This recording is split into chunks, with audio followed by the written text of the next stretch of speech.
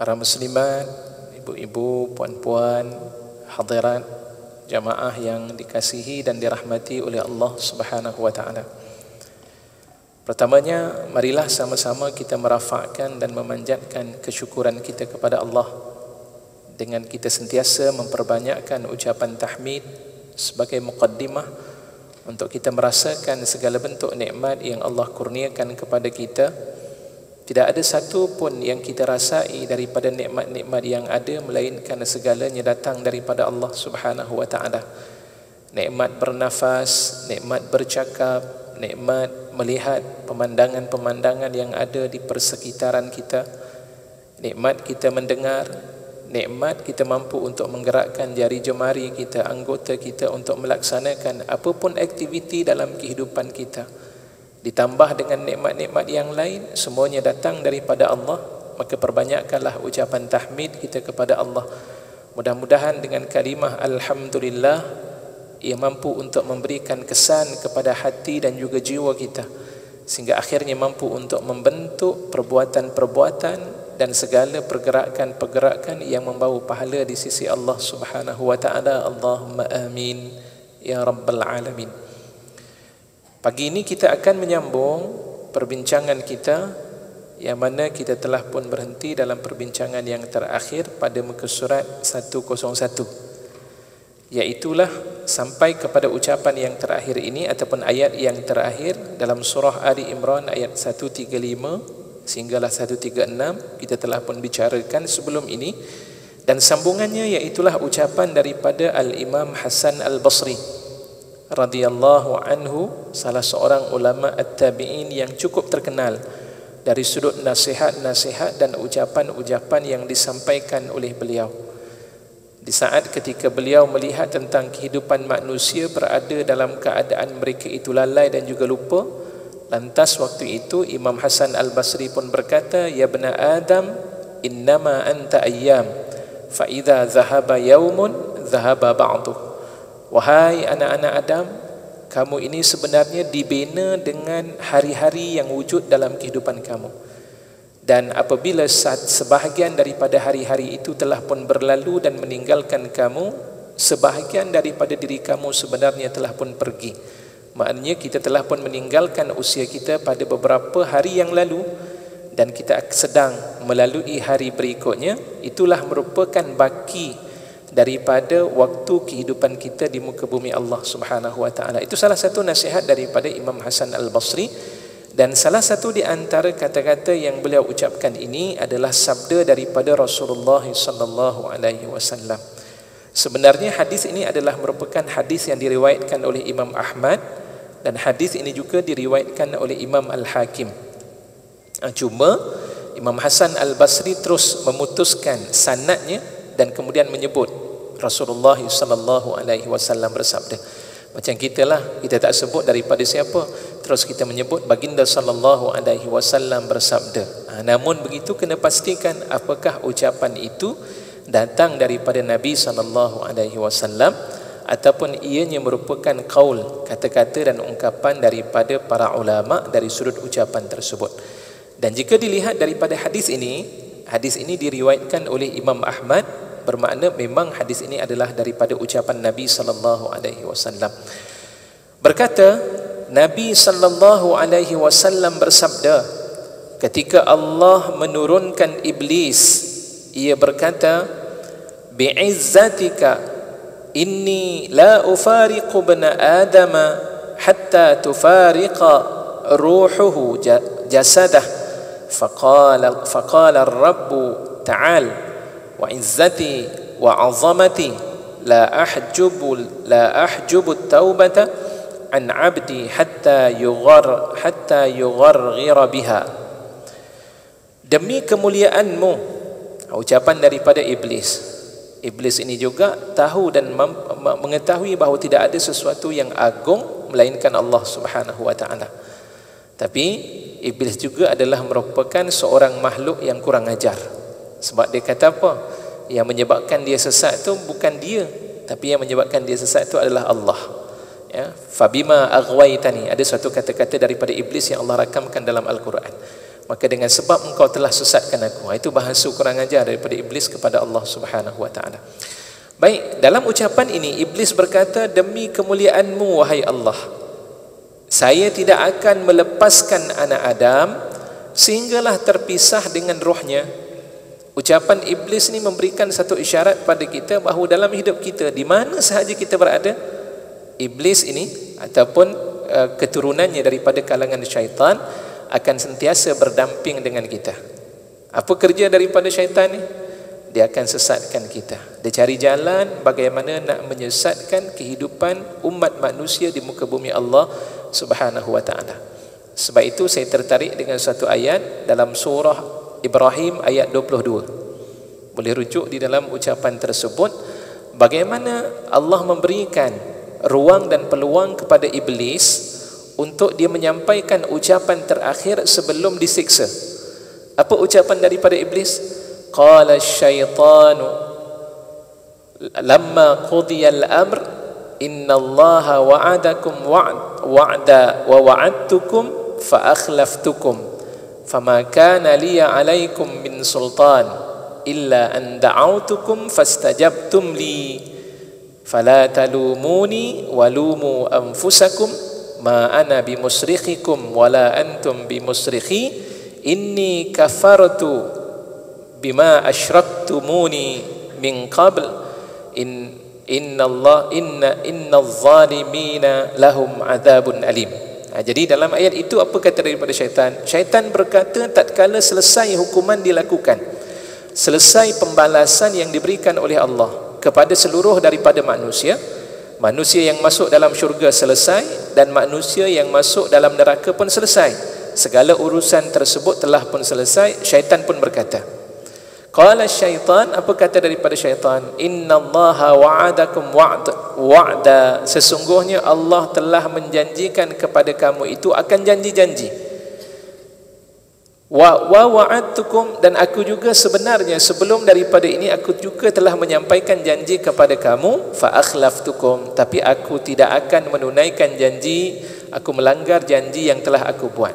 Dalam hidup ni ada janji daripada syaitan. Jangan takutlah, tak ada apa, kamu tak tunaikan solat ni tak menjadi masalah. Was-was berlaku dalam hidup kita. Itu di antara perbuatan yang dilakukan oleh syaitan. Betulkah ibadah yang aku lakukan? Sebab itu penting kepada kita untuk menentukan sesuatu perkara itu baik ataupun buruk. Maka kita akan lihat acuannya itu adalah berdasarkan kepada Islam.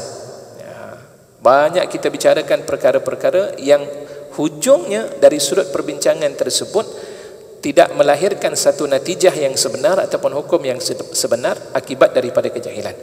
Baik, syaitan menjanjikan dengan janji-janji yang diberikan oleh syaitan, aku juga memberikan janji tapi aku tidak tunaikan janji aku. Dan ketika itu kata daripada syaitan, maka kana liya alaikum min sultan, sebenarnya aku tidak memiliki kuasa untuk mempengaruhi kamu.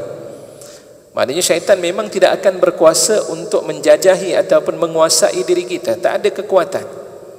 Ustaz, macam mana ada orang yang boleh dirasuk oleh syaitan? Dia masuk dalam badan kita ni, tiba-tiba dia berubah. Ada perkara seumpama ini berlaku.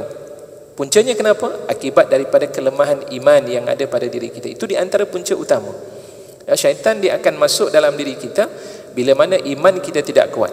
Dan waktu itu syaitan akan menguasai hati yang ada dalam diri kita ini. Waktu itulah kita tidak mampu untuk melepaskan diri di saat ketika kita tidak memiliki keimanan yang kuat kepada Allah Subhanahu wa taala. Saya ingat ada beberapa hari yang lalu, semalam, baru saja semalam saya berikan kepada salah sebuah rancangan, diminta ada satu persoalan yang dikemukakan berkaitan tentang individu yang memiliki dua identiti dalam hidupnya. Saya ingat perkara ini perkara yang tak wujud, tapi rupa-rupanya wujud di kalangan masyarakat umat Islam kita pada hari ini. Ditanya, waktu itu saya bertanya, identiti bagaimana? Ustaz, ada kes yang berlaku, seseorang itu dia memiliki identiti yang pertama, identiti dia sebagai seorang Muslim, tetapi ada seketika dia berubah watak dan dia menjadi seorang yang kafir, maknanya seorang yang tak beriman pada Allah Subhanahu wa taala. Dan ditanya tentang soalan tersebut berkaitan tentang hal ini, bagaimana keadaan dirinya di saat ketika dia meninggalkan agama, waktu ketika dia berubah identiti tersebut.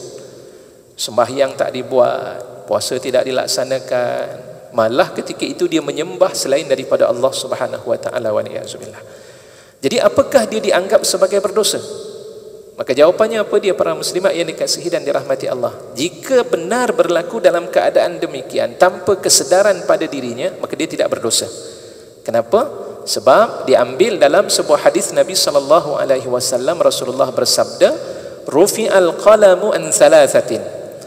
Diangkat catatan ke atas seseorang itu pada 3 kelompok. Kelompok yang pertama, anin naimi hatta yastaiqidha, ke atas orang yang tidur. Berdosa tak orang yang tidur? Macam mana nak berdosa? Dia tidur. Waktu bila pada saat sebelum masuk waktu zuhur, dia tidur ketika itu, tiba-tiba bangun masuk solat asar. Berdosa tak dia tinggalkan solat zuhur? Jawapannya tidak berdosa, tapi dia kena qada balik sebab dia tidak sengaja ketika itu dia tertidur. Maka orang yang tertidur ketika itu dia tidak berdosa. Berbeza dia tidur waktu zuhur. Contohnya katakan waktu zuhur masuk jam 1.12. Katakan waktu zuhur masuk 1.12, dia pun tidur 1.30. Tak apalah, nanti kejap lagi saya bangun baru saya tunaikan solat zuhur tersebut. Bangun-bangun masuk asar. Dalam keadaan demikian, oleh kerana waktu zuhur telah pun masuk, dia tidur dengan keinginan daripadanya, kesengajaan daripada dirinya, dia berdosa. Dia meninggalkan waktu solat zuhur tadi yang waktu solat zuhur telah pun masuk. Itu ada perbezaan antara sebelum masuk dan juga selepas masuk waktu tersebut. Baik, Rasulullah menyebutkan demikian, Allah maafkan orang yang tertidur. Yang kedua, apa dia? Wa anis sabiyyi hatta yahtalim, ke atas kanak-kanak sehinggalah dia bermimpi. Maknanya sebelum dia balik, dia tak bersalah. Ustaz ni anak-anak usia berapa tahun? 7 tahun, belum lagi tunaikan sembahyang. Saya dah sebut dah arah pada dia, tak tunaikan solat. Ustaz, berdosakah saya? Tak berdosa, sebab anak tersebut belum balik lagi. Cuma kita ajar bagaimana dia nak menghidupkan agama dalam kehidupannya. Subhanallah. Dan yang ketiga, wa anil majnuni hatta ya'qil, dan ke atas orang yang gila sehinggalah dia kembali mampu untuk berfikir dalam keadaan normal. Jadi orang yang ada memiliki identiti ketika itu dengan 2 identiti, dia berada saat ketika dia berubah identiti tersebut, dia tidak sedar. Berarti akalnya ketika itu tidak ada, maka Allah memaafkan akan kesalahan tersebut. Jadi tidak menjadi masalah, dia tidak berdosa kerana bukan daripada kesengajaan daripada dirinya. Dan sebab itu kata ulama-ulama usul, dalam bab taklifan, kewajipan daripada Allah terhadap orang-orang yang beriman itu, dia mesti memiliki syarat. Dan ulama usul mengatakan ada 5 syarat utama. Boleh rujuk dalam kitab Al-Mustasfa, catatan daripada Al-Imam Al-Hujjatul Islam, Imam Al-Ghazali rahimahullah. Jadi Imam Ghazali dia meletakkan 5 syarat utama seseorang itu kalau dia tak buat apa yang Allah wajibkan, dia berdosa, dia akan dihukumkan sebagai berdosa. Maka ia berlaku dengan 5 syarat. Pertama, diri seseorang itu mestilah seorang yang muslim. Orang yang bukan muslim dah terkeluar dah. Memanglah dia dah amalannya sudah tidak diterima oleh Allah. Tapi seorang yang muslim, dia tak tunaikan solat, dia tidak tunaikan ibadah, dia berdosa kalau dia muslim. Yang kedua, nanti dulu tak habis tau. Pertama syaratnya muslim. Dan yang kedua, dia mestilah berada dalam keadaan baligh. Muslim dah ada dah. Syarat kedua, dia mestilah baligh, barulah ditaklifkan dengan hukum tersebut. Jika tidak dilaksanakan, dia berdosa. Yang ketiga, iaitulah berakal. Berakal artinya dia memiliki akal, dia mampu untuk membezakan dan dia sedar apa yang dilakukan dalam perbuatan tersebut.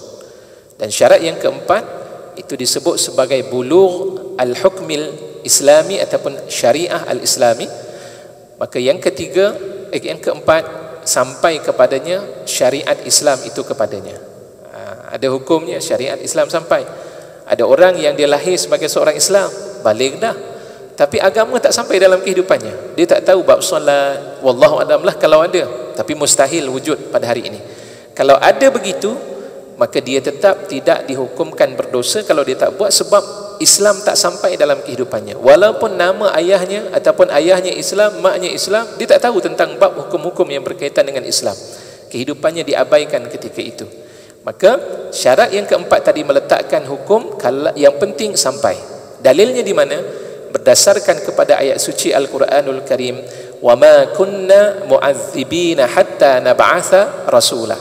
dan tidaklah kami mengazab ke atas sesuatu kaum sehinggalah kami utuskan kepada mereka itu seorang rasul. Ibu kepada Rasulullah sallallahu alaihi wasallam, ayah kepada Nabi sallallahu alaihi wasallam. Apakah dia berdosa? Apakah dia terdiri daripada ahli neraka? Jawapannya tidak. Sebab apa? Kerana waktu itu belum ada lagi utusan daripada Allah Subhanahu wa taala dan mereka ini dikenali dengan nama Ahlul Fatrah.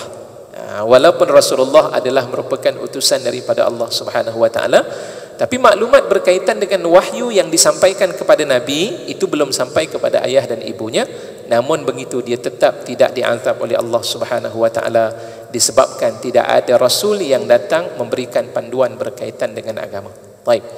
Seterusnya yang kelima yang disebut oleh para ulama iaitulah al-istita'ah, berkemampuan. Dia tak mampu, ustaz, sakit, nak buat bagaimana? Maka dalam keadaan dia tidak berkemampuan, ketika itu diberikan pengecualian dari sudut hukum tersebut. 5 perkara inilah yang disebut sebagai syarat ditaklifkan seseorang itu dengan hukum-hukum yang berkait dengan ajaran Islam itu sendiri. Baik, wallahu a'lam. Para hadirin dan hadirat, muslimin muslimat yang dikasihi dan dirahmati oleh Allah Subhanahu wa taala, ini kata-kata daripada syaitan. Syaitan kata aku tidak berkuasa ke atas manusia, tapi syaitan akan tetap bersama dengan kita. Tadi dalam surah Ibrahim ayat 22 tu Allah kata apa? Fala talumuni. Syaitan kata kepada manusia waktu itu, dia sindir balik manusia, kau janganlah salahkan aku, janganlah kau caci aku. Walumu anfusakum, dan cacilah diri kamu, aku tak boleh bantu kamu, kamu pun tak boleh bantu aku. Ya, dan kemudian waktu itu kata syaitan di hujung ayat itu, syaitan kata apa? Inni kafartu bima asyraktumuni min qabl. Sesungguhnya aku bebas, aku membebaskan diri aku dengan apa yang kamu sekutukan wahai manusia sebelum daripada ini. Sesungguhnya orang yang zalim itu akan menerima azab yang pedih daripada Allah Subhanahu wa taala. Allahu akbar. Waktu itu barulah manusia sedar tentang bisikan-bisikan dan godaan-godaan daripada syaitan ketika itu. Syaitan berkata dalam hadis ini bahawa aku tidak akan berpisah, aku tidak akan melepaskan anak Adam sehinggalah terpisah dengan rohnya. Maka dijawab oleh Allah, demi kemuliaan dan kebesaranku, saya tidak akan menutup jalan taubat daripada hamba-Ku sehinggalah rohnya berada di tenggorokan, hampir mati ketika saat berada dalam keadaan nazak. Allah membenarkan syaitan untuk menggoda manusia, tapi pada saat yang serupa Allah buka pintu rahmat Allah Subhanahu wa taala kepada manusia untuk bertaubat kepada Allah Subhanahu wa taala. Subhanallah. Sebab manusia ini dari sudut ujiannya begitu besar, dan Allah uji dengan kita ni dengan pelbagai bentuk ujian-ujian dan juga godaan-godaan. Godaan daripada nafsu kita, godaan daripada syaitan, godaan daripada rakan-rakan dan teman-teman dalam kehidupan kita, dan beberapa perhiasan-perhiasan yang Allah telah bina dalam fitrah kehidupan kita ini, antaranya harta, antaranya anak-anak, antaranya banyaklah perhiasan-perhiasan yang disebut oleh Allah Subhanahu wa taala. Maka kerana itulah Allah membuka pada kita pintu untuk kita bertaubat kepada Allah Subhanahu wa taala. Syukur pada Allah Subhanahu wa taala sebab Allah buka pada kita pintu taubat untuk kita memohon ampun pada Allah Subhanahu wa taala, tapi dengan syarat. Syarat bertaubat itu mestilah sebelum diri kita ini berada dalam keadaan nazak. Waktu ketika nazak, ketika itu baru kita nak minta ampun pada Allah. Ketika itu tak adalah pilihan, Allah tidak akan mengizinkan dan Allah tidak akan menerima taubat tersebut. Innamat taubatu 'alal ladzina, dalam ayat yang lain Allah kata orang yang bertaubat ini Allah akan terima akan taubat orang yang melakukan kesalahan sebelum sampai tahap dia berada dalam keadaan hampir mati, seperti mana yang berlaku kepada Firaun. Dalam satu ceritanya, Firaun ketika ditenggelamkan, waktu itu barulah Firaun kata, inni amantu billadhi amanat bihi banu Israel wa ana minal muslimin. Aku sesungguhnya beriman dengan apa yang diimani oleh Bani Israel dan aku terdiri daripada orang-orang yang tunduk kepada Allah Subhanahu wa taala. Waktu itu Allah terima? Jawapannya Allah tidak terima. Dengan ketetapan daripada Allah, Firaun tetap akan dihumbankan di dalam neraka Allah Subhanahu wa taala. Kita minta selalu berlindung dengan Allah Subhanahu wa taala daripada hal tersebut. Dan yang kedua, antara sebab Allah tak akan terima taubat kita kalau sekiranya kita bertaubat di saat ketika matahari terbit daripada sebelah barat dan terbenam sebelah timur. Itu kalau sekiranya berlaku waktu itu baru kita nak bertaubat pada Allah. Allah juga tidak akan menerima taubat dan permohonan ampun kita kepada Allah Subhanahu wa taala. Al-Qasim meriwayatkan daripada Abu Umamah Al-Bahili radhiyallahu anhu berkata, Nabi sallallahu alaihi wasallam bersabda, malaikat di kanan lebih berkuasa, amin, lebih amanah. Yang disebut dalam hadisnya disebutkan demikian, lebih kuasa terhadap malaikat di kiri. Maknanya malaikat kanan ni, maksud lebih kuasa ni apa dia? Allah bagi kelebihan. Bila malaikat sebelah kanan mencatat, waktu itu pahala kita berganda. Memanglah bila kita buat baik kan pahala kita berganda. Siapa yang mencatat? Malaikat di sebelah kanan kita. Setiap kali kebaikan yang kita lakukan 10 kali ganda.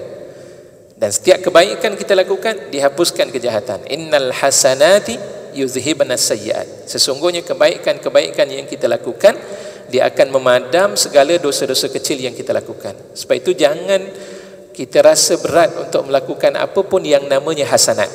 Nampak saja ia merupakan kebaikan, senyum sebagai contoh. Paling ringanlah kita kata, senyum, muat, dihapuskan akan kesalahan kita. Bagi salam, Assalamualaikum, nampak macam ringan, alah ringan je Ustaz. Walaupun dia ringan, walaupun dia kecil, tetap dia akan dapat menghapuskan dosa-dosa kecil yang kita lakukan di hadapan Allah. Sebab itu jangan kita memandang ringan segala kebaikan-kebaikan yang kita lakukan. Ambil dan rebutlah peluang-peluang tersebut sebelum kita dipertemukan di hadapan Allah Subhanahu wa taala. Baik. Maka bila seorang berbuat kebaikan, langsung dicatat olehnya dengan 10 hasanat, 10 kebaikan. Dan apabila berbuat kejahatan, lalu akan ditulis oleh malaikat kiri, diperingatkan oleh yang kanan, tahan dulu kira-kira 6 ataupun 7 jam. Maka bila ia membaca istighfar, memohon ampun, tidak dicatat apa-apa. Dan jika tidak istighfar, lalu dicatat dengan suatu kejahatan. Hadis ini adalah merupakan hadis yang diriwayatkan oleh Imam Al-Baihaqi. Imam Baihaqi ada meriwayatkan hadis tersebut. Bermakna malaikat di sebelah kiri itu, dia nak tulis, nak catat tu, dia tak catat terus direct. Dia tunggu dulu apakah respon yang dilakukan. Allah, kenapalah saya berniat nak melakukan kejahatan tersebut. Lantas waktu itu dia pun beristighfar kepada Allah. Malaikat yang nak sepatutnya mencatat tadi tak jadi nak mencatat akan kejahatan tersebut. Dan ini sebenarnya walaupun ada sebagian ulama mengatakan hadis ini adalah dhaif, kita tidak boleh jadikan dia sebagai dalil yang qat'i, dalil yang kuat untuk dijadikan sebagai dalil. Tapi ada dalam hadis yang kuat yang lain yang mana disebut oleh Nabi SAW dalam beberapa hadis. Antara matan hadis tersebut ataupun terjemahan daripada hadis tersebut, yang pertama, kita ada keazaman untuk melakukan kejahatan. Saya berazam, tapi niat sahaja ketika itu ada keazaman, tiba-tiba tak jadi, maka ketika itu tetap sahaja akan diberikan satu kebaikan. Subhanallah, Allah tadi berniat ni dan berazam, kemudian tak jadi nak buat, satu kebaikan diberikan oleh Allah Subhanahu wa ta'ala. Kalau dia buat kejahatan tersebut, satu sahaja kejahatan yang akan diberikan oleh Allah Subhanahu wa ta'ala. Berbeza dengan orang buat baik. Buat baik 10 kali ganda kebaikan yang akan diberikan oleh Allah pahala. Tetapi kalau buat jahat, hanya satu sahaja catatan kejahatan yang akan dicatatkan oleh Allah Subhanahu wa ta'ala. Itu yang pertama. Kemudian yang kedua berkaitan dengan bicara hati. Bicara hati dia tidak dikira sebagai suatu kejahatan, biarpun kita bercakaplah dengan apapun ucapan. Sebab hati ni kita tak boleh nak tahan. Kita nak bercakap ni, tuan-tuan dan puan-puan sekalian, para muslimin muslimat yang dikasihi dan dirahmati Allah, apapun perkataan dalam hati ni memang macam-macam perkara yang kadang-kadang wujud. Kita nak tahan tak boleh. Sebab apa? Di dalam hati inilah wujudnya syaitan yang sentiasa membisikkan pada diri kita. Macam mana kita nak tahan? Kadang-kadang macam-macam perkara yang kita tak mampu nak pertahankan, tiba-tiba datang pemikiran tersebut, hati berbicara dan sebagainya. Tetapi yang akan dicatat oleh Allah Subhanahu wa ta'ala, kejahatan kita mana? Apabila kita mengeluarkan kata-kata tersebut dan kemudian kita susuli dengan tindakan-tindakan yang kita lakukan. Bila ucapan keluar daripada mulut kita, kalau ucapan itu adalah ucapan yang jahat, ucapan yang keji, baru ada catatan kejahatan oleh malaikat terhadap apa yang kita ucapkan. Sebab itu Allah sebutkan dalam Al-Quran, ma yalfidhu min qaulin illa ladaihi raqibun atid. Apa yang dilafazkan daripada kata-kata itu, maka di sana ada malaikat raqib dan malaikat atid yang akan mencatat dan menulis perkara tersebut. Lantaran itu, berhati-hatilah kita dalam berkata-kata. Ingat, setiap ucapan-ucapan kita walaupun tidak didengari oleh manusia, tapi akan ada catatan itu di sisi Allah Subhanahu wa taala, dan catatan ini tidak akan dipadam oleh Allah Subhanahu wa taala melainkan apabila Allah merahmati dan mengampunkan dosa dan juga kesalahan-kesalahan tersebut. Abu Lais As-Samarqandi rahimahullah berkata, ini sesuai dengan hadis At-taibu minadz-dzambi kamal la dzambalah. At-taibu minadz-dzambi kamal la dzambalah. Hadis ini riwayat daripada Imam Ibnu Majah. Baik, apa yang dimaksudkan? Orang-orang yang bertaubat, at-taibu, orang yang bertaubat. Kenapa orang bertaubat itu disebut dengan taib? Kenapa taubat disebut dengan taubat? Taubat ni maksudnya roja'ah, kembali semula. Kita nak kembali semula kepada Allah Subhanahu wa taala, kembali ke pangkal jalan, istilahnya begitu. Jadi sebab itu orang yang nak kembali kepada Allah itu disebut dengan nama at-taibu, orang yang bertaubat. Baik, orang yang bertaubat daripada dosa bagaikan orang yang tidak berdosa. Masya Allah, satu pemberian keistimewaan yang Allah berikan pada kita. Dia tidak sama dengan kita memaafkan kesalahan orang. Penjenayah yang keluar daripada penjara, apakah rekod kesalahan itu dibuang? Jawapannya tidak. Dia tetap ada dalam simpanan tersebut. Akan datang dia buat dosa, dia buat kesalahan, dia buat jenayah, waktu itu akan dicatatkan lagi dalam buku dia. Oh, ni dah kali kedua. Kalau dahulu mungkin dia dipenjarakan 3 tahun, tapi oleh kerana jenayah kali kedua dia buat, ditambah lagi dengan denda-denda dan juga mungkin kenakan sebatan dan sebagainya disebabkan kesalahan yang berulang.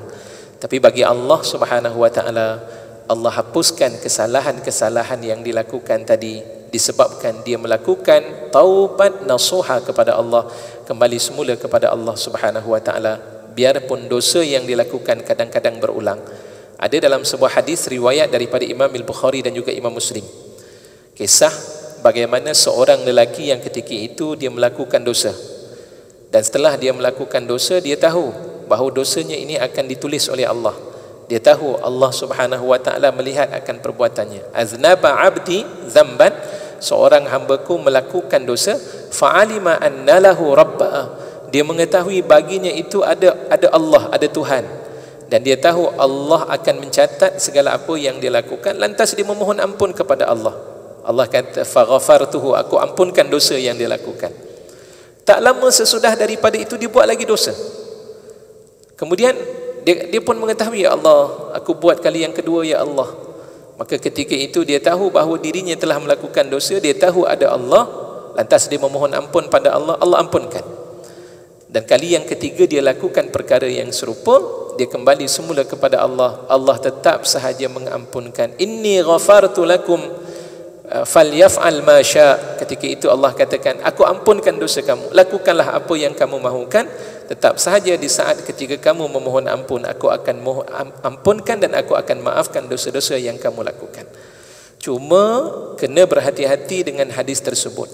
Orang yang tak faham dengan maksud daripada hadis ini, dia akan menjadikan dalil untuk melakukan dosa dalam keadaan berulang-ulang. Oh, kalau begitu kita buat dosa lagi lah. Sebab apa? Sebab Allah ni kan Maha Pengampun. Ini masalah besar ni.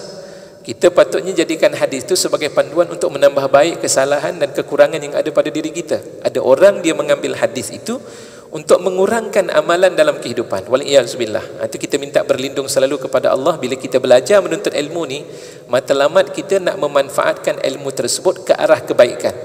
Bukan bertujuan kita menjadikan ilmu itu untuk kita kembali menyusun gerak langkah dalam kehidupan kita untuk melakukan kesalahan dan kesilapan pada Allah Subhanahu wa taala. Ini kita minta berlindung selalu pada Allah Subhanahu wa taala. Dalam hadis itu nak menunjukkan tentang tanda kasih sayang Allah pada kita. Bukan bermaksud kita nak buat, oh bolehlah buat berulang kali. Sebab apa kita tak boleh begitu? Kerana kita tidak tahu bila masa ajal kita. Takut-takut saat ketika kita melakukan dosa dengan sengaja, waktu itu kita kata, tak apa, Allah Maha Pengampun. Waktu itu jugalah Allah menarik nyawa kita dan bertemu dengan Allah. bagaimana kita nak jawab di sisi Allah Subhanahu wa taala tentang dosa yang kita lakukan di waktu dan di saat tersebut. Subhanallah. Jadi sebab itu kita kena meneliti, muhasabah balik semula diri kita. Berapa banyak dosa yang kita lakukan, segerakan kita memohon ampun dan beristighfar selalu kepada Allah Subhanahu wa taala. Baik, kemudian berikutnya disebut di lain riwayat, sesungguhnya seseorang hamba jika berbuat dosa tidak segera dicatat, ditulis, sehinggalah ia berbuat dosa lagi. Kemudian jika berbuat dosa lagi juga tidak ditulis, sehinggalah berbuat dosa yang ketiga. Maka jika telah terkumpul 5 dosa, lalu ia berbuat 1 hasanat, ditulis untuknya 5 hasanat. Hasanat ni bermaksud kebaikan, ya, kebaikan-kebaikan yang Allah berikan. Sedang 5 dijadikan gantinya 5 dosa tersebut. Sedang yang 5 dijadikan gantinya 5 dosa itu, maka di situ iblis menjerit, bagaimana saya akan dapat membinasakan anak Adam sedang saya telah berusaha untuk menjerumuskan 5 kali, tiba-tiba dibatalkan dengan 1 hasanat, maka hilanglah semua akan usahaku itu. Ini usaha daripada syaitan. Memang Allah jadikan syaitan ni nalurinya buat jahatnya.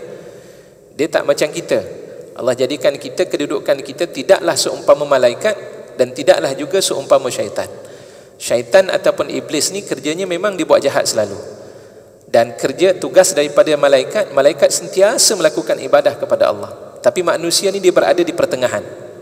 Dia berada dalam satu kedudukan di mana dia boleh sampai tahap kedudukannya seumpama malaikatullah, dan dia boleh juga sampai tahapnya itu kepada tahap syaitan. Di saat ketika dia sentiasa melakukan dosa kepada Allah Subhanahu wa taala, tetapi kalau saat ketika dia meningkatkan diri dia kepada kekuatan untuk berzikir dan ingat pada Allah Subhanahu wa taala, di waktu itu para ulama mengatakan kedudukannya juga boleh berada pada tingkatan malaikatullah. Sebab itu Allah memuliakan akan manusia, walaqad karramna bani Adam, kami memberikan kemuliaan kepada anak Adam. Ini ziyadatul iman bi ziyadatit ta'ah, bertambahnya iman kita dengan bertambahnya ketaatan kita kepada Allah Subhanahu wa taala. Baik, Safwan, riwayat ini tuan-tuan, saya cuba untuk mencarinya, tapi tidak ditemui dalam mana-mana kitab ataupun hadis, tetapi ada di dalam catatan yang disebutkan oleh Imam Abu Lais As-Samarqandi dari sudut riwayat yang disebutkan. Sementara apa yang disebutkan oleh Safwan ibn Asal Al-Muradi radhiyallahu anhu, Nabi berkata, Nabi sallallahu alaihi wasallam bersabda. Hadis ini riwayat daripada Imam At-Tirmizi. Nabi sallallahu alaihi wasallam bersabda, di sebelah barat ada pintu gerbang besar yang dibuat oleh Allah untuk pintu taubat, lebarnya sekira-kira perjalanan 70 atau 40 tahun. Allahu akbar. 70 hingga 40 tahun. 70 hingga 40 tahun ini masa dunia ke masa akhirat? Wallahu alam, kita tidak tahu. Ya, jadi maksud dari sudut bilangan ini bukan nak menunjukkan tentang tempoh masa tersebut. Kita pun duk berkira-kira lah 70 tahun ni berapa lama. Tetapi maksud daripada hadis ini, Rasulullah nak memberikan gambaran betapa luasnya pintu taubat yang Allah buka kepada umat yang beriman pada Allah Subhanahu wa taala dan mereka memohon ampun pada Allah. Masya-Allah. Ini sayangnya Allah Subhanahu wa taala pada kita. Ada disebut dalam Al-Quran, para muslimat boleh rujuk dalam surah Al-An'am ayat 54 ataupun ayat 53. Saya terlupa. Jadi dalam ayat itu Allah nak menceritakan bagaimana Allah menurunkan rahmat dan kasih sayang Allah kepada umatnya. Kataba rabbukum, sesungguhnya Allah telah menetapkan, mewajibkan, Tuhan kamu telah mewajibkan ke atas diri kamu itu akan rahmat daripada Allah Subhanahu wa taala. Barang siapa yang melakukan, man amila minkum, barang siapa di kalangan kamu itu melakukan sayyi'atan, kesalahan, bijahalah, dalam keadaan dia jahil, tetap sahaja Allah mengampunkan dosa-dosa yang dilakukan olehnya ketika itu kalau dia bertaubat dan kembali kepada Allah Subhanahu wa taala. Ini Allah nak ceritakan tentang betapa luas rahmat dan kasih sayang daripada Allah Subhanahu wa taala, sehingga disebut dalam hadis ini luas pintu taubat itu iaitulah seluas 70 ataupun 40 tahun, perjalanan 70 ataupun 40 tahun tetap terbuka, tidak akan tertutup sehinggalah matahari terbit daripada sebelah barat. Said ibn Musayyib ataupun Musayyab mengertikan ayat fa innahu kana lil awwabina ghafura. Surah Al-Isra ayat 25 bermaksud sesungguhnya Allah bagi orang-orang yang selalu kembali. Awwab, awwab dalam bahasa Arab dia dikatakan sebagai sirah mubalaghah, sifat yang keterlaluan. Kalau katakan seseorang yang dia kembali disebut dengan aib ataupun aibun, ayibun. Tapi kalau awwab di atas wazan ataupun formula fa'al, itu nak merujuk dia sering kali berulang alik nak kembali. Artinya dia buat dosa dia kembali, dia buat dosa dia kembali, dia buat dosa segera dia memohon ampun kepada Allah Subhanahu wa taala. Dan Allah sebut dalam ayat ini, orang yang selalu kembali kepadanya, sesungguhnya Allah itu Maha Pengampun. Sesungguhnya Allah bagi orang yang selalu kembali kepadanya Maha Pengampun. Apa yang disebut oleh Said ibn Musayyab, yaitu orang yang berdosa kemudian bertaubat, kemudian berdosa lagi dan bertaubat. Seorang ahli hikmah berkata, sifat orang yang arif yang mengenal Allah itu ada 6. Pertama, ciri bagi sifat orang yang mengenal Allah, jika ingat kepada Allah berbangga, dan jika ingat pada dirinya ia berasa rendah ataupun berasa hina. Rendah di sini maksudnya dia rasa hina dalam diri dia. Subhanallah. Ingat Allah, alhamdulillah. Dia buat sesuatu, ingat Allah, alhamdulillah. Inilah sebenarnya kaedah yang dahulu dikenali dengan nama wahdatul wujud, yang kadang-kadang orang tak faham. Cuma sekarang ini disalahgunakan kaedah wahdatul wujud. Itu kita kena faham dahulu. Ustaz, salahkah wahdatul wujud? Tak salah kalau kita faham ta'rifannya. Tapi salah dan sesat kalau orang yang tak faham dengan maksud wahdatul wujud, kesatuan yang wujud antara Allah dengan makhluk. Sekarang ni orang kata apa? Orang hari ini ataupun masyarakat kita pada hari ini memahami bila sebut sahaja dengan wahdatul wujud, itu yang dimaksudkan Allah berada dalam diri kita. Tangan ni tangan Allah, mata ni adalah mata Allah, segala pergerakan kita adalah pergerakan Allah. Waliyazubillah, kita minta berlindung daripada Allah Subhanahu wa taala daripada hal tersebut. Yang dimaksudkan wahdatul wujud, kewujudan kita, kita merasai tentang keberadaan Allah dalam hidup. Itu maksud wahdatul wujud. Kita memandang, ya Allah, Allah yang memberikan pandangan kepadaku, syukur pada Allah Subhanahu wa taala. Lantas ketika dia memandang, dia akan melihat segala pandangan tersebut dengan rasa kebesaran dan rasa kesyukuran pada Allah Subhanahu wa taala. Allah yang bagi aku, alhamdulillah, syukur pada Allah. Kita berjalan, saat ketika kita berjalan terasa yang menjerak, menjalankan dan memberikan pergerakan dalam hidup kita ini datangnya daripada Allah Subhanahu wa taala. Alhamdulillah, Allah bagi pada aku usaha untuk aku bergerak, semua ni syukur pada Allah. Ini yang dimaksudkan dengan istilah wahdatul wujud, merasai segala apa yang ada dalam hidupnya, yang dirasai dalam hidupnya, semuanya datang daripada Allah Subhanahu wa taala. Dan inilah yang diberikan, kata-kata ini dan ucapan inilah yang disebut dan diriwayatkan oleh Imam Abil Lais As-Samarqandi rahimahullah. Saat ketika kenal ataupun ingat Allah berbangga, alhamdulillah. Tetapi saat ketika ia lupa kepada Allah, ingat segalanya datang daripada dirinya, waktu itu dia akan berasa hina. Sebab apa? Waktu itu yang memberikan nasihatnya bukan datangnya daripada syariat Allah Subhanahu wa taala, tapi datang daripada hasutan-hasutan syaitan ataupun nafsu yang telah menguasai dirinya ketika itu. Subhanallah. Yang kedua, jika melihat ayat-ayat Allah mengambil iktibar. Jika ingin bermaksiat, jika melihat ayat-ayat Allah mengambil iktibar. Baca kita ayat-ayat Allah Subhanahu wa taala. Allah sebut fa'tabiru ya ulil albab, maka ambillah iktibar olehmu wahai orang-orang yang dikurniakan akal. Kita diberikan akal oleh Allah, kita ambil iktibar daripada hal tersebut. Bagaimana kita nak mengambil iktibar? Baca tentang kisah-kisah yang Allah bicarakan dalam Al-Quran. Ya, kita akui hidup masyarakat yang lalu berbeza dengan suasana kehidupan kita pada masa kini, tapi dari sudut sifatnya dia tidak akan berubah. Sifat yang ada pada Nabi Adam alaihissalam, naluri yang ada, fitrah yang ada pada Nabi Adam alaihissalam dan juga keturunan Nabi Adam alaihissalam, itu juga adalah merupakan sifat yang kita miliki. Kita memiliki sifat tamak, kita memiliki sifat dendam, kita memiliki sifat apa dia. Segala sifat itu semuanya sama. Cuma bezanya dari sudut suasana dan juga keadaan yang berlaku. Lantaran itu Allah minta dalam saat ketika kita berbicara berkaitan tentang kehidupan manusia dalam Al-Quran, daripada pelbagai bentuk bangsa dan pelbagai bentuk kehidupan para anbiya, apa pengajaran-pengajaran yang boleh kita ambil daripada kisah tersebut, itulah yang Allah minta, fa'tabiru, ambillah iktibar. Surah Yusuf ayat 111 Allah bicarakan di dalam ayat tersebut Allah mengatakan, laqad kana fi qasasihim ibrah, sesungguhnya dalam kisah-kisah mereka itu mengandungi pengajaran-pengajaran yang perlu untuk diambil. Laqad kana fi qasasihim ibratun liulil albab ma kana hadithan yuftara.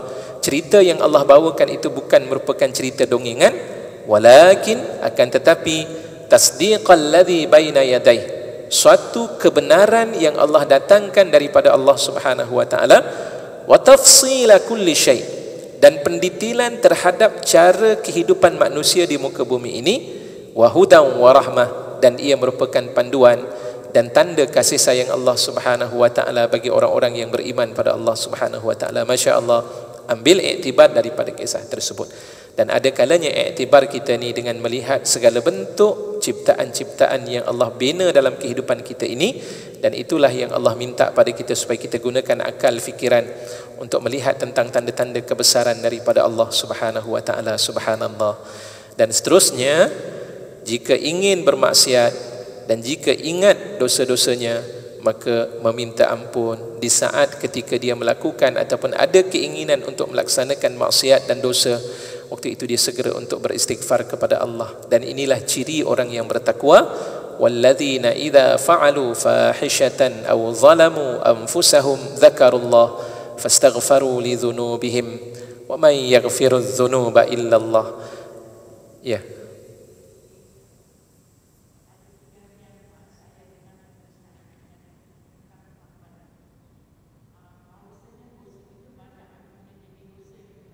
Ya.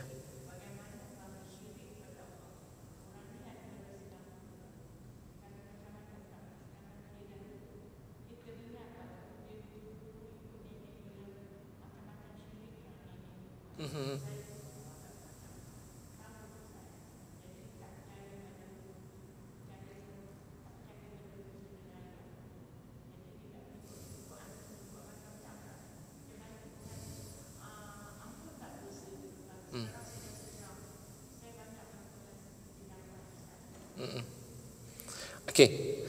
Baik, persoalan dalam ayat itu cukup menarik. Dan Allah menyebut di dalam Al-Quranul Karim banyak ayat-ayat yang Allah bicarakan. Antaranya Allah sebut la tai'asu mir rahmatillah, la tai'asu mir rawhillah. Janganlah kamu berputus asa daripada rahmat Allah Subhanahu wa taala. Biarpun pada masa yang lalu dia telah melakukan syirik pada Allah, tapi dia bertaubat. Orang yang bertaubat tetap akan diampunkan dosanya oleh Allah, melainkan kalau sekiranya syirik itu berlaku sesudah kematian. Waktu itu memanglah Allah tidak akan mengampunkan. Sebab itu ada dalam satu ayat suci Al-Quran, Allah kata apa dia?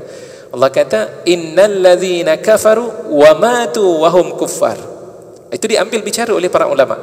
Sesungguhnya orang-orang yang kafir, sama ada kafir itu tidak mengakui kewajiban ataupun apapun perintah daripada Allah dalam Al-Quran, ataupun kafir itu wujud kerana menyekutukan Allah. Kafir menyekutukan Allah itu serupa dengan golongan orang-orang yang disebut sebagai golongan Kristian. Kristian dia mensyirikkan Allah, sebab Kristian mengakui bahawa Allah itu ataupun Tuhan itu ada tiga, Trinity. Tapi bagi orang Yahudi dia bukan mengatakan Allah itu tiga, tak. Orang Yahudi tetap mengakui Allah itu satu. Cuma bezanya apa dia? Mereka ini tidak mengakui Nabi Muhammad SAW itu sebagai utusan Allah. Dan Allah rakamkan dalam Al-Quran, hasadam min indi anfusihim, kerana sifat hasad dengki yang ada pada diri mereka terhadap umat Nabi Muhammad SAW itu sendiri. Itu beza. Jadi kesemuanya ini termasuk dalam kalangan orang-orang yang kafir. Dan Allah sambung dalam ayat itu, wa matu wa hum kuffar. Mereka mati dalam keadaan mereka kufur pada Allah, Allah tidak akan terima. Tapi kalau sekiranya dia menyengutukan Allah, mensyirikkan Allah, percaya dengan perkara-perkara yang boleh menyimpangkan dirinya daripada akidah Islam, dan dia bertaubat, tetap Allah akan menerima taubat mereka insya-Allah. Jadi yang penting kembalikan dirinya semula kepada Allah, beristighfar. Kalau ia berkait dengan perkara-perkara yang merupakan kewajipan dalam hidupnya yang tidak ditunaikan, segera untuk dia mengqada kembali. Dainullahi ahaqqu an yuqda. Dalam hadis Nabi SAW, Rasulullah menyebut hutang kepada Allah itu lebih berhak untuk ditunaikan dan dilaksanakan. Solat tak dilaksanakan, qada semula solat. Puasa tidak dilaksanakan, maka qada semula akan puasa yang telah pun ditinggalkan. Adapun berkaitan tentang keyakinan tersebut, segera untuk dihilangkan dengan bertaubat dan mempelajari semula akan hal-hal yang berkaitan tentang persoalan akidah tersebut, agar tidak terjerumus kembali kepada kancah yang boleh membawa kepada dosa syirik kepada Allah Subhanahu wa taala. Jadi soalannya tadi, di saat ketika dia melakukan itu, dia sedar pada dirinya dan dia nak bertaubat. Allah terima tak? Allah terima. Cuma bila masa Allah tak terima, tadi kita dah jawab dah. Pertama, kalau sekiranya matahari itu terbit daripada sebelah barat, dan yang kedua, di saat ketika dia berlaku nazak tadi, gharghar, baru dia nak bertaubat pada Allah, Allah tidak akan menerima taubat tersebut. Wallahu a'lam. Baik. Kembali kepada perbincangan kita ini, jika ingin bermaksiat dan jika ingat akan dosa-dosanya, maka ketika itu dia segera untuk memohon ampun pada Allah. Allah mengatakan tadi dalam juzuk yang keempat, saya terlupa ayat yang keberapa, tapi Allah sebutkan dalam juzuk yang keempat itu, ciri orang yang bertakwa tadi, walladzina idza fa'alu fahishatan aw zalamu anfusahum. Orang-orang yang melakukan perkara-perkara maksiat dan mereka menzalimi diri mereka, tiba-tiba dia mengingati Allah, zakarullah, waktu itu dia mengingati akan Allah Subhanahu wa taala, fastaghfaru li dzunubihim, lantas mereka ini memohon ampun terhadap dosa-dosa yang mereka lakukan. Dan Allah sambung dalam ayat hujungnya, tidak ada sesiapa pun yang boleh mengampunkan dosanya melainkan Allah Subhanahu wa taala. Jadi dalil ayat itu menggambarkan orang yang bertaubat pada Allah, ada kesempatan dia bertaubat pada Allah dalam keadaan taubat nasuha, maka ketika itu Allah tetap sahaja mengampunkan. Sebab itu ada beberapa syarat-syarat taubat yang perlu untuk diambil berat. Taubat ni tidak hanya sekadar kita beristighfar pada Allah, tapi dia memerlukan kepada keazaman, dia memerlukan kepada unsur nadam. Apa nadam? Penyesalan yang ada dalam diri kita. Tak cukup dengan istighfarlah kita pada Allah, tapi keinginan itu wujud dalam diri kita, tak ada keazaman untuk kita menolak dan tidak kembali kepada perbuatan tersebut, juga masih lagi kita dianggap tidak bertaubat kepada Allah Subhanahu wa taala.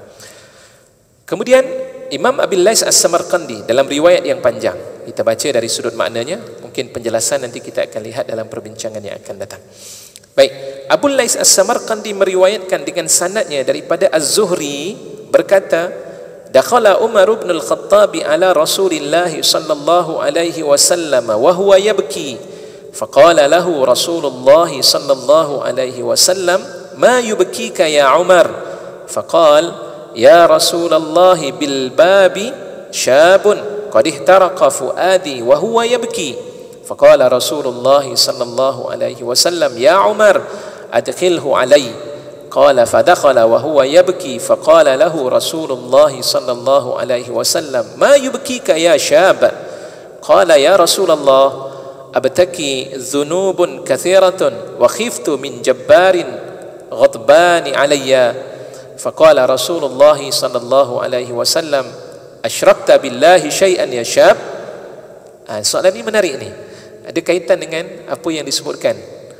Baik, waktu itu disambung lagi oleh baginda sallallahu alaihi wasallam, qala la, kata lelaki tersebut, qala la, qala aqatalta nafsan bighairi haqq?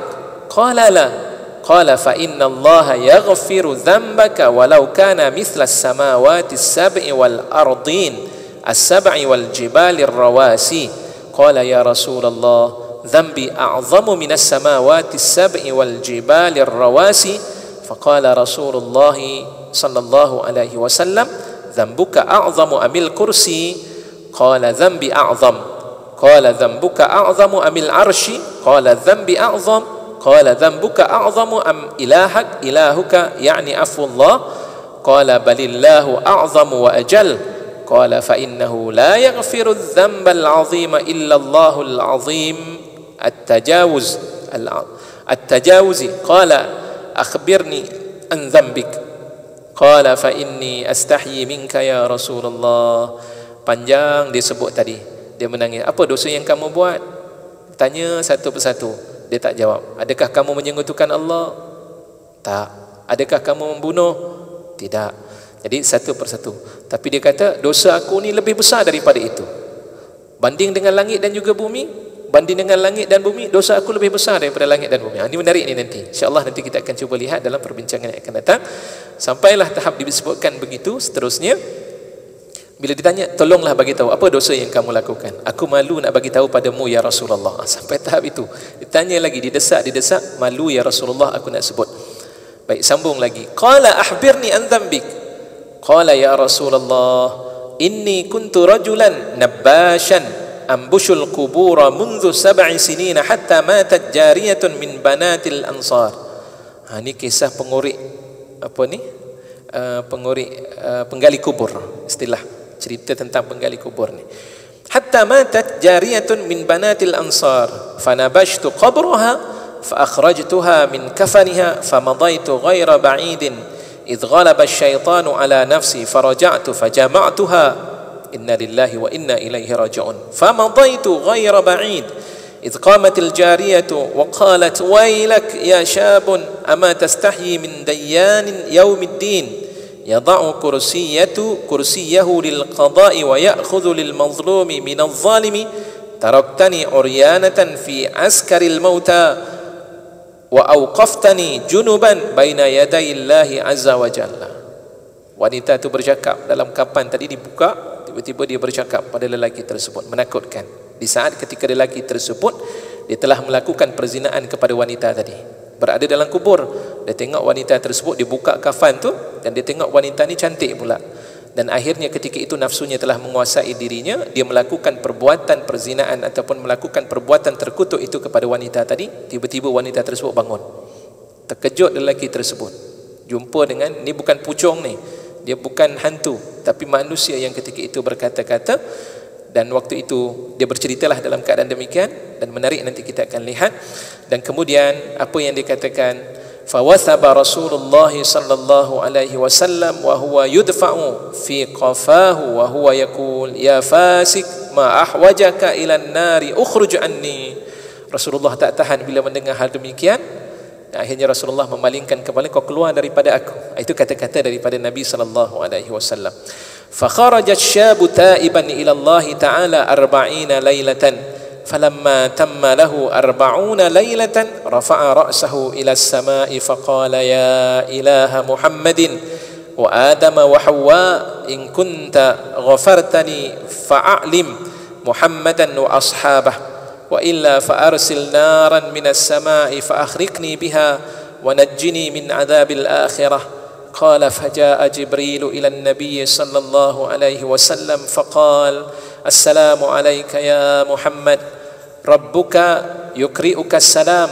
فقال هو السلام ومنه السلام وإليه يرجع السلام. قال يقول الله تعالى أنت خلقت الخلق؟ قال بل هو الذي خلقني وخلقهم. قال يقول أنت ترزقهم؟ قال بل الله يرزقهم وإياي. قال يقول أنت تتوب عليهم؟ قال بل الله يتوب عليهم وعلي. قال يقول الله تعالى تب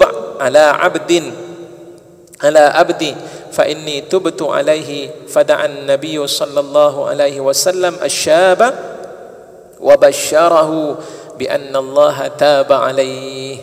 Masya Allah. Ceritanya secara ringkas, terjemahannya insya-Allah kita akan lihat dalam pertemuan akan datang. Sampailah tahap ketika itu Rasulullah memalingkan kepala kerana melihat kejahatan yang berlaku pada lelaki tersebut. Lantas dipanggil, dikatakan pada lelaki tadi, wahai fasik, kamu banyak buat dosa, kau keluar daripada tempatku. Keluarlah lelaki tersebut dan kemudian dia minta ampun pada Allah di waktu malamnya, sehingga sampai 40 yauman, 40 hari dia mohon taubat pada Allah Subhanahu wa taala. Allah mendengar permintaannya ketika itu. Dan kemudian Allah mengarahkan malaikat Jibril untuk bertemu dengan Rasulullah sallallahu alaihi wasallam. Lantas ketika itu malaikat pun Jibril bagi tahu kepada Rasulullah, Allah bagi salam, menyampaikan salam kepada kamu. Dan kemudian Rasulullah pun menjawab, dan kemudian ditanya pada Rasulullah, engkau yang mencipta manusia, makhluk? Jawabnya, Allah yang mencipta aku dan makhluk-makhluk yang lain. Engkau yang bagi rezeki pada makhluk? Allah yang bagi rezeki pada aku dan juga makhluk-makhluk yang lain. Engkau yang boleh menerima taubat ataupun mengampunkan orang? Jawapannya, yang boleh mengampunkan itu adalah Allah Subhanahu wa ta'ala. Lantas ketika itu kata daripada Allah, Allah berfirman, tub ala abdi, terimalah taubat hamba aku, sesungguhnya aku telah menerima taubat lelaki tersebut. Waktu itulah Rasulullah memanggil semula lelaki tadi, dan Rasulullah memberikan khabar gembira bahawa Allah Subhanahu wa ta'ala telah mengampunkan dosa yang telah dilakukan ketika itu. Subhanallah. Tuan-tuan, muslimin, muslimat, hadirin dan hadirat yang dikasihi dan dirahmati Allah, begitulah keadaan manusia selagi dia berada di dunia ini. Saat ketika dia melakukan dosa, waktu itu ada perasaan untuk bertaubat kepada Allah, segeralah bertaubat. Apapun dosa yang dia lakukan, bersamaan bagaimanapun keadaan dosa yang dia lakukan, tetap Allah membuka pintu taubatnya dengan syarat bertaubatlah dalam keadaan benar-benar bertaubat pada Allah Subhanahu wa ta'ala. Maka di sana pintu taubat dan kasih sayang Allah akan terus diberikan kepadanya, insya-Allah. Justru daripada itu, perbanyakkan kita beristighfar kepada Allah Subhanahu wa ta'ala. Bukalah hati kita untuk kita segerakan sentiasa dengan merasai akan kesalahan-kesalahan dan kesilapan yang ada pada diri ini, untuk kita terus segera bertaubat pada Allah Subhanahu wa ta'ala. Allah tetap Maha Pengampun atas dosa-dosa yang dilakukan oleh hamba-hambanya, insya-Allah. Wallahu a'lam. Sekadar ini perbincangan yang dapat untuk disampaikan. Insya-Allah kita akan sambung dalam pertemuan-pertemuan yang akan datang biiznillah. Yang baik itu datang daripada Allah Subhanahu wa ta'ala. Al-haqqu min rabbik fala takunanna minal mumtarin. أقول قولي هذا وأستغفر الله العظيم لي ولكم وبالله التوفيق والهداية والسلام عليكم ورحمة الله وبركاته. أعوذ